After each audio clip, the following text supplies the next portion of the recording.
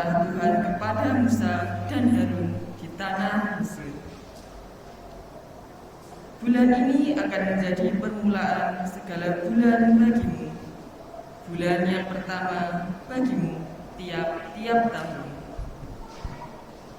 Katakanlah kepada segenap umat Israel, pada tanggal 10 bulan ini, hendaklah diambil seekor anak domba oleh kamu masing-masing menurut kaum keluarga, seekor anak domba untuk tiap rumah tangga.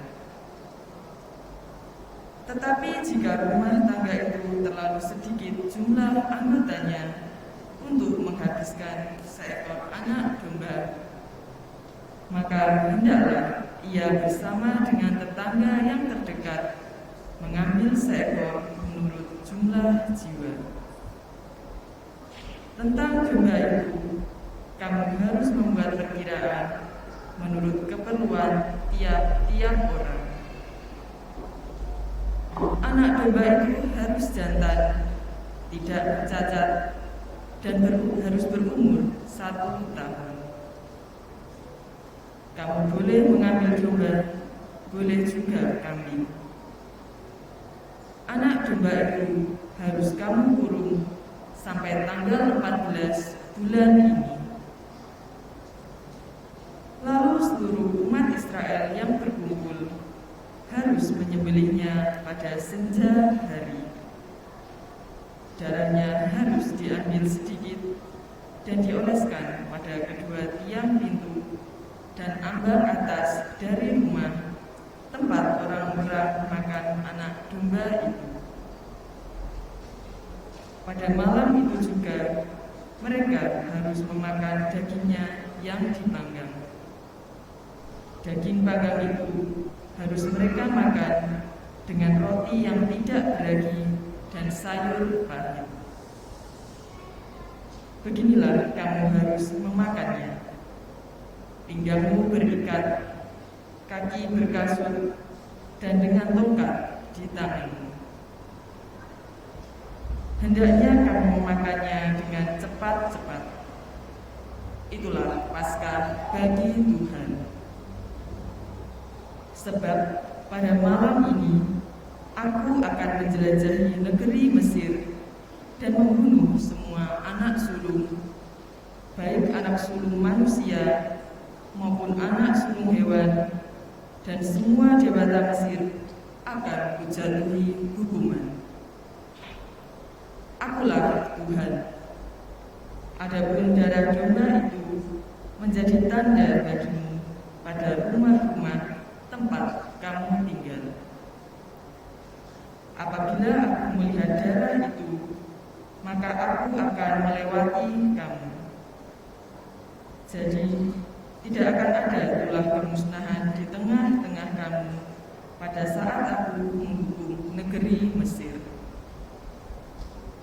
Hari ini harus menjadi hari peringatan bagimu dan harus kamu rayakan sebagai hari raya bagi Tuhan turun-temurun. Demikianlah sabda Tuhan. Syukur kepada Allah.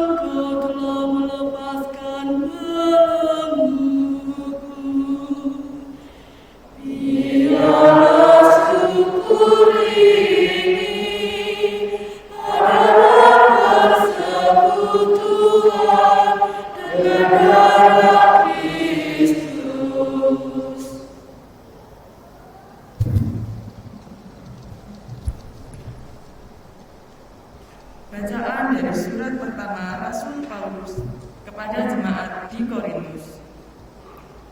Saudara-saudara, apa yang telah kuteruskan kepadamu ini telah aku terima dari Tuhan, yaitu bahwa Tuhan Yesus pada malam Ia diserahkan mengambil roti, dan setelah mengucap syukur atasnya, Ia memecah-mecahkan roti itu seraya berkata, "Inilah tubuhku yang diserahkan bagimu. Perbuatlah ini untuk mengenangkan daku." Demikian juga Ia mengambil cawan sesudah makan, lalu berkata, "Cawan ini adalah perjanjian baru yang dimeteraikan dalam darahku. Setiap kali kamu meminumnya, perbuatlah ini untuk mengenangkan daku. Sebab setiap kali kamu makan roti ini dan minum dari cawan ini, kamu mewartakan wafat Tuhan sampai Ia datang." Demikianlah sabda Tuhan. Syukur kepada Allah.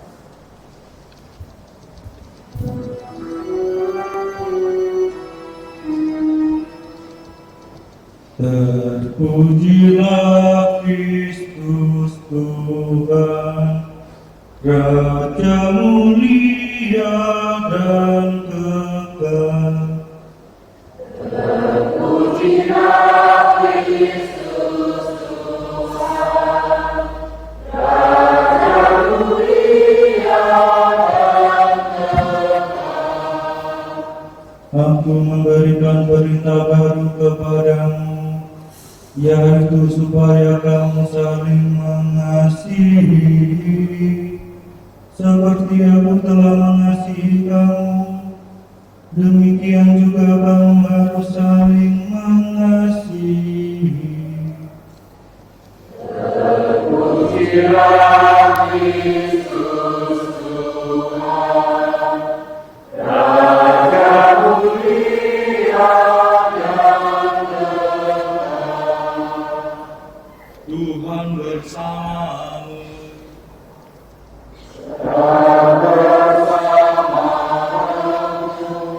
Inilah Injil suci menurut Yohanes.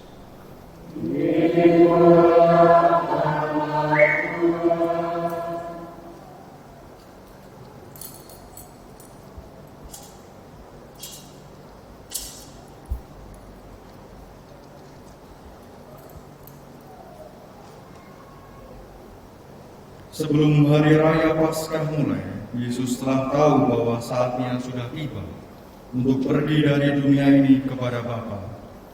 Sebagaimana Ia senantiasa mengasihi murid-muridnya, demikianlah sekarang Ia mengasihi mereka sampai saat terakhir. Ketika mereka sedang makan bersama, iblis telah membisikkan dalam hati Yudas Iskariot, anak Simon, rencana untuk mengkhianati Yesus. Yesus tahu bahwa Bapa telah menyerahkan segala sesuatu kepadanya dan bahwa Ia datang dari Allah dan akan kembali kepada Allah. Lalu bangunlah Yesus dan menanggalkan pakaiannya.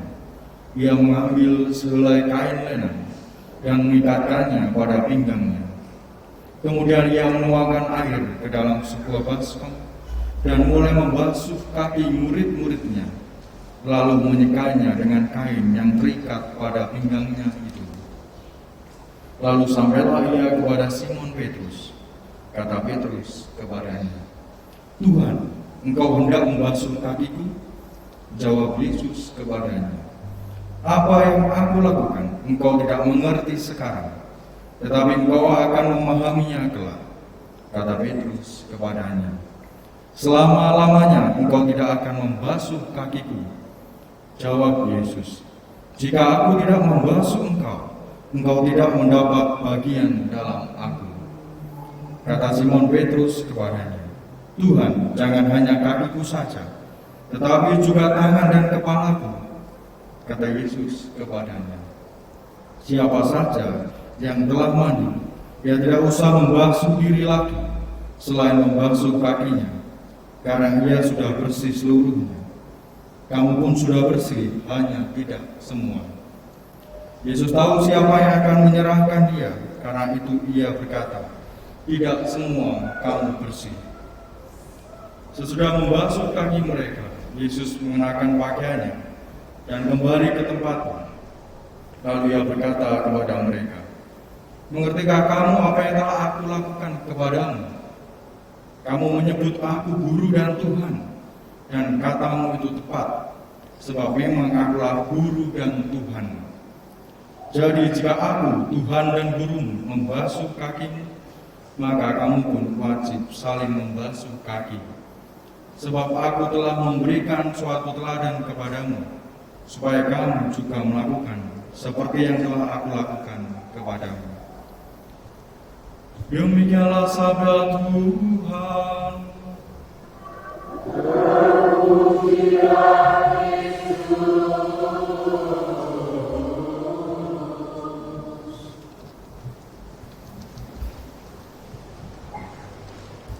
Bapak Ibu saudara-saudari yang dikasih Tuhan,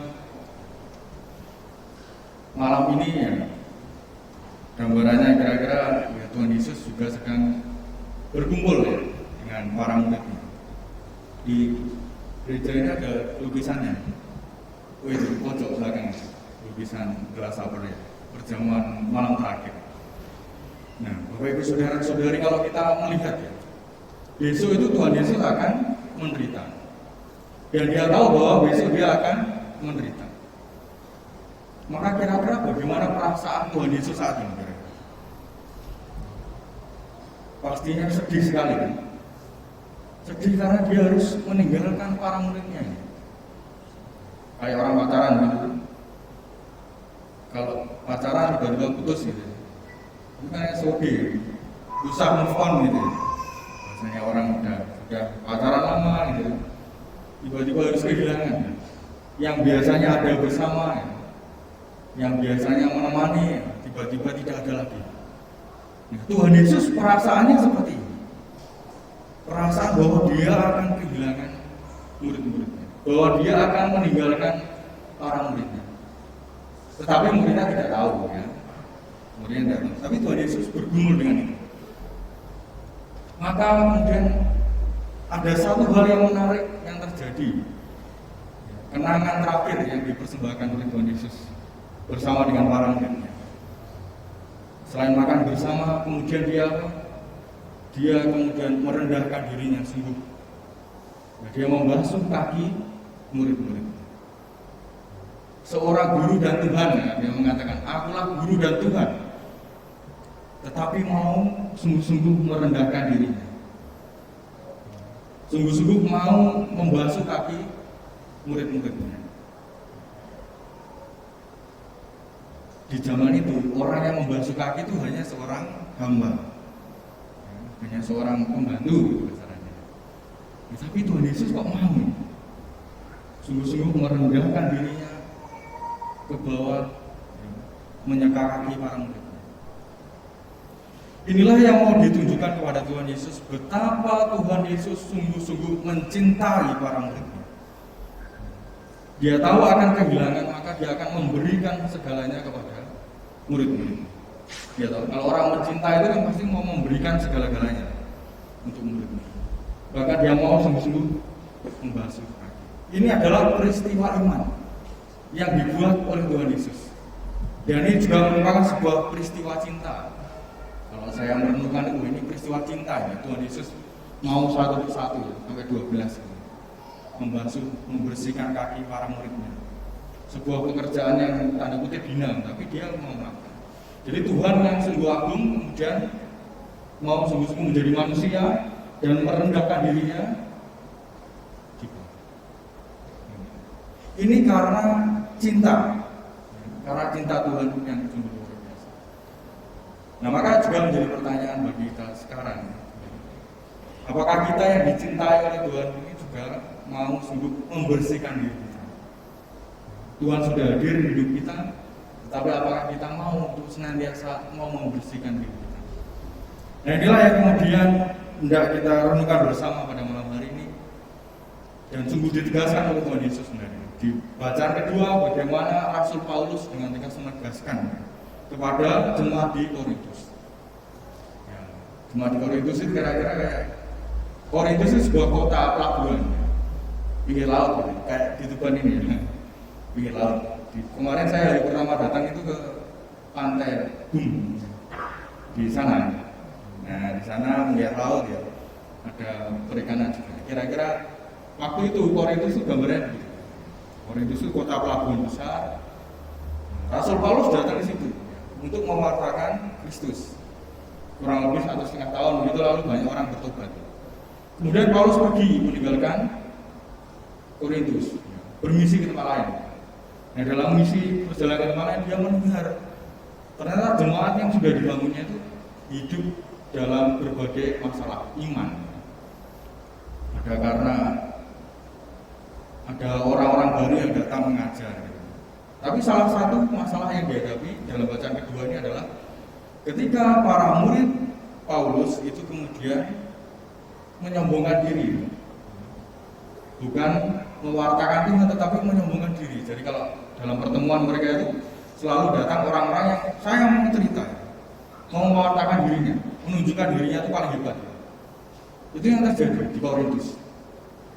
Jadi dalam pertemuan lingkungan kelompok gitu, nah, orang-orang ini menyombongkan dirinya dengan apa yang sudah dilakukan. Maka Paulus menegur, Paulus mengingatkan kepada jemaat ini untuk pertama-tama menjadi seperti Tuhan Yesus yang mau merendahkan diri, mau rendah hati di dalam hidupnya, tidak menyombongkan diri tapi sungguh-sungguh menjadi rendah hati. Nah, bagaimana kemudian kita bisa menjadi rendah hati? Pertanyaan gitu ya. Juga hadir di dalam perayaan Kamis Putih ini. Apa kira-kira yang bisa membuat kita dalam hidup rohani kita menjadi semakin rendah hati, semakin berserah kepada Tuhan? Apa kira-kira yang dalam hidup kita? Ialah perayaan Ekaristi. Di bacaan kedua ditegaskan oleh Rasul Paulus. Setiap kali kamu meminumnya, perbuatlah ini untuk mengenangkan lagi, seperti dalam perayaan Ekaristi. Maka sebenarnya Ekaristi itu menjadi sumber iman kita, menjadi sumber kekuatan kita di dalam hidup kita setiap hari. Bapak Ibu kalau masuk ke gereja ini, pintu itu melambangkan Kristus. Jadi kalau masuk gereja ini lewat melalui Kristus. Akulah jalan kebenaran dan hidup.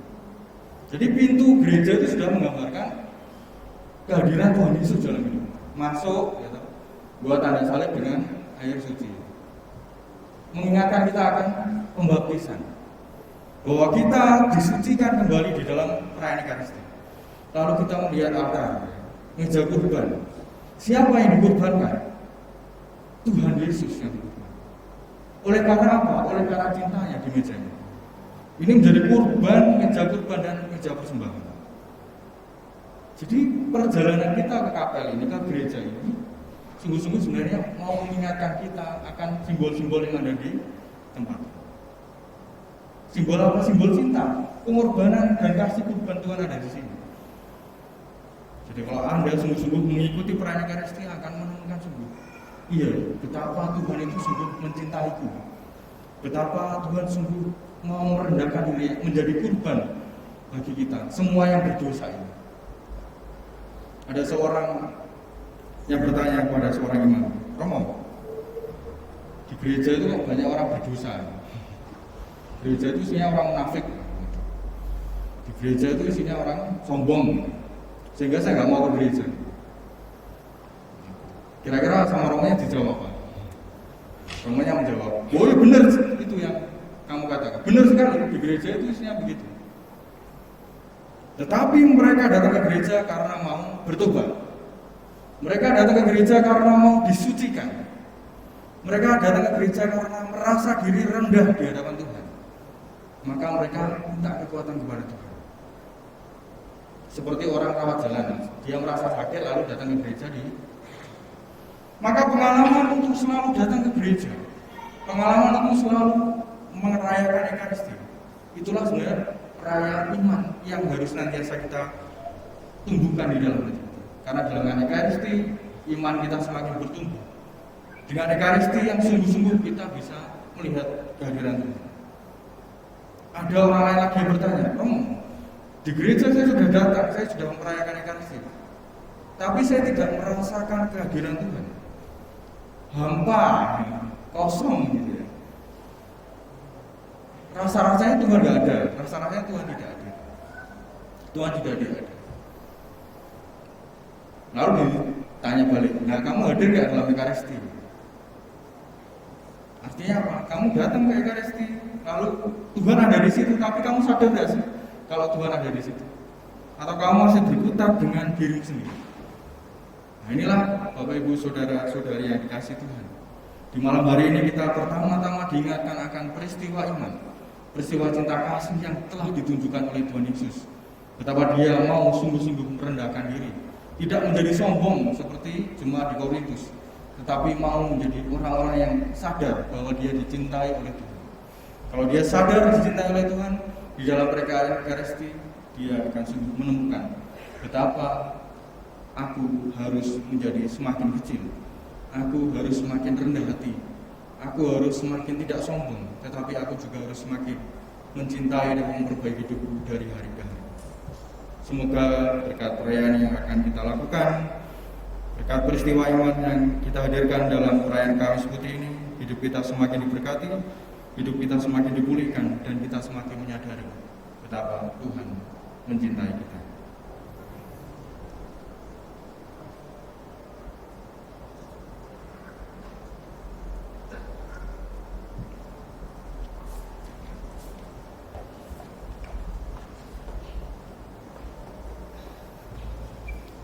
Kita lanjutkan dengan pembasuhan kaki.